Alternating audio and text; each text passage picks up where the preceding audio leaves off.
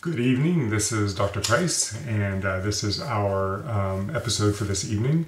And tonight I want to talk about techniques for building a good, strong, healthy immune system, especially going into the winter season, going into the flu season. It's very important that we keep our immune system strong. Now, I need to make something very, very clear. The government apparently has put together a task force that is scanning the internet for anybody who is promoting a cure or a treatment for the swine flu. The only cure or treatment for the swine flu that is legal and that is allowed to be stated is Tamiflu, vaccines, different things like that. So what I'm about to say is by no means, no stretch of the imagination, a cure or a treatment for the swine flu. What I'm talking about is just a good lifestyle options for helping maintain a healthy immune system. Whether it has swine flu, no, it's not even about swine flu. Whether it's about just being generally healthy, nothing about the swine flu. Okay, anyway, first thing we need to talk about is the winter is a time that a lot of people get very ill. And if you notice, we kind of hit a peak in illnesses that come through the winter. Late December, January, February is when it really starts hitting. And if you think about it, a lot of that is, well, think about it like this. We're going into the holiday seasons. So what do we do around Thanksgiving? We eat a lot. And quite honestly, we eat a lot of crap. We eat a lot of pies, we eat a lot of desserts, a lot of cranberry sauce, a lot of foods that may not be the healthiest options for us. And we tend to drink a lot of alcohol and do different things like that. Then as soon as we get done with Thanksgiving, we have about a 2-week break, and then we begin our Christmas parties, which consist of more desserts, more pies, more treats, more alcohol, more excuses for not exercising, more lifestyle deficiencies, I guess you'd say. So by the end of Christmas, December time frame, we're all pretty toxic because of the lifestyle we've been living for the last month and a half. So it's really no surprise that, come January, February is when most people end up getting pretty sick. So there are some things that we can do over the next month and a half to really maintain our immune system at its best to help us not succumb to any of these things that might be floating around. First thing is really, really focus on watching your sugar intake. Bacteria feeds on sugar. Viruses, they don't necessarily feed on sugar, but your immune system is decreased immediately when you intake sugar. And if you take high doses of sugar, then your immune system is decreased. It makes you more vulnerable to the things that you're exposed to. Now keep in mind that sugar is in a lot of the stuff that we may not think of. Anything, including ketchup, condiments, different things like that, fruit juices, all the things that we may think that may be healthy for us, and at some points they are, but in excess you're going to end up with excess sugar, which again can lower your immune system and make you more prone. So step number 1, try to limit your sugar. Also on this topic of diet, the addition principle that we talked about yesterday, that would be very, very effective and very beneficial through the holidays. Before you sit down to have that pie, eat some fruit. Before you sit down to engorge yourself on some feast that you may not need to take advantage of, have yourself something that's healthy and add the healthy stuff before you indulge, and that'll cut back on the indulging. Okay? All right. Number 2, the holidays are famous for us not getting our sleep and getting our rest. It's very important that we get our rest. Number 1, it makes us more productive during the day. We can get our things done. But number 2, again, it helps support the immune system when you've gotten a proper amount of sleep. Now it's 10 o'clock at night and I'm shooting this video. So yes, I'm going to go to bed and I will be up at 4 in the morning. But I'll try to get to sleep in the next, 20, 30 minutes and get my good 6 to 8 hours of sleep.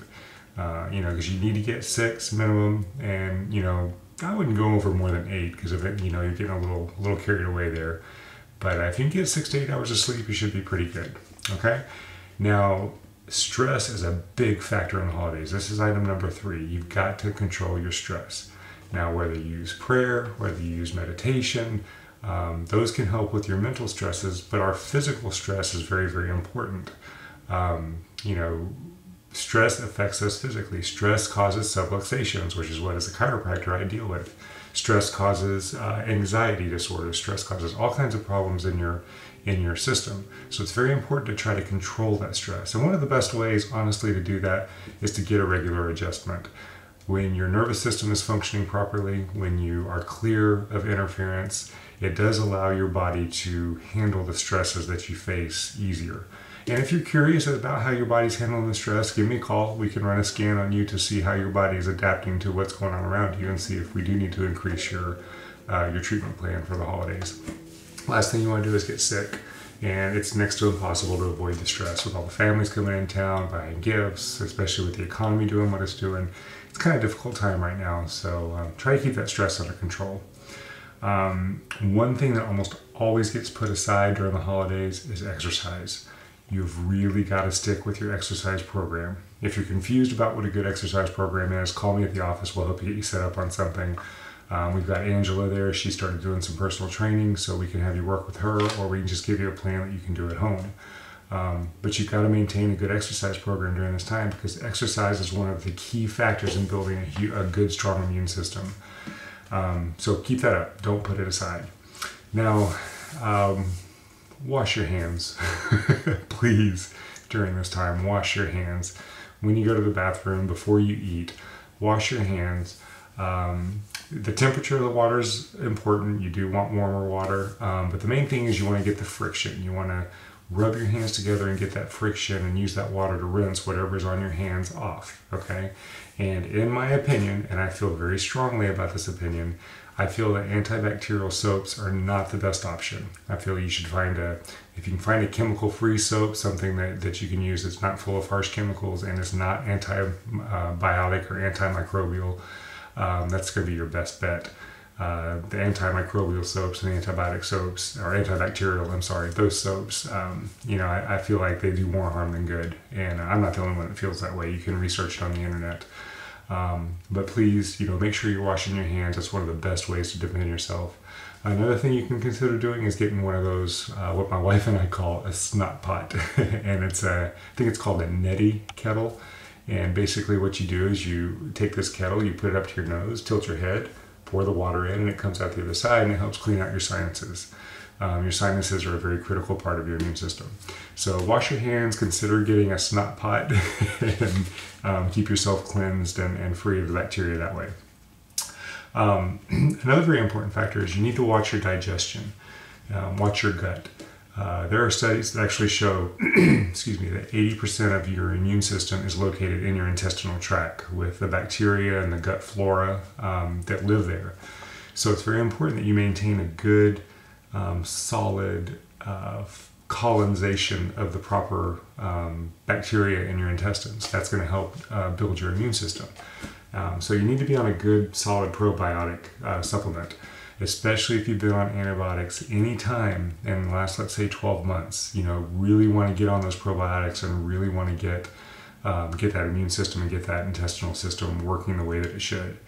All right, and last but not least, there are a lot of supplements that you can take to support your immune system, and I'm not going to go into them today. I'm going to go into those into the next video tomorrow. But keep in mind before I go into that when you are supplementing, it's better to use a whole food supplement versus a synthetic isolated supplement, and I'll explain to you what those are tomorrow. But that's going to be very key in keeping your immune system strong. Again, we are not recommending anything that can treat the swine flu. We are only recommending things that will help support your immune system to help you get through the next few months very, very healthy. Okay? All right. In summary, number 1, eat less sugar.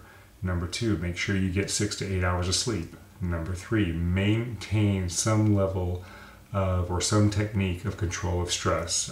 Meditation, prayer, reading positive affirmations, something that you can control your thoughts with, and getting those chiropractic adjustments. I'm telling you, they are critical. My family gets adjusted every week. I get adjusted every week. Any chiropractor you talk to, I almost guarantee you they're getting adjusted every week, and we are the wellness doctors. We know what we're doing. So trust me on that one. Wash your hands. Make sure that you keep your hands clean anytime you go into different areas. Make sure you wash your hands. Use a snot pot. Keep up your exercise program. Get on a good probiotic, and then we'll talk about some supplements that can help you support your immune system tomorrow. All right. Everybody get some rest, and we will be back together tomorrow. Have a great night. Thanks.